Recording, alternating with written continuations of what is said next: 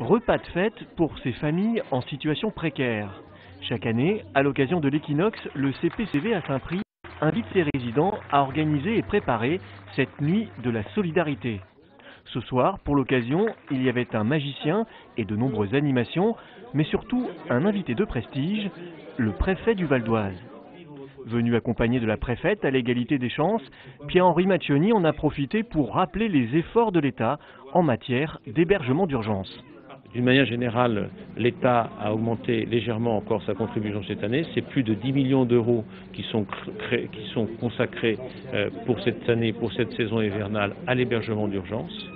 C'est 1128 places qui sont pratiquement toutes occupées à l'heure actuelle, avec une montée en puissance possible de 200 places supplémentaires en hébergement d'urgence. Cette année, le département augmente ses capacités d'hébergement d'une trentaine de places supplémentaires par rapport à l'hiver dernier. Un effort tout relatif pour le président du CPCV d'Île-de-France, qui gère ici 145 places, dont 60 pour de l'hôtellerie d'urgence. Il n'y en a jamais assez, bien entendu. Mais je pense que la situation même de l'ensemble est très difficile. Et je ne vais pas dire qu'il y a un effort de fait de la part de tout le monde. Et ce qui me paraît important, c'est que cet effort continue d'être fait, malgré les difficultés.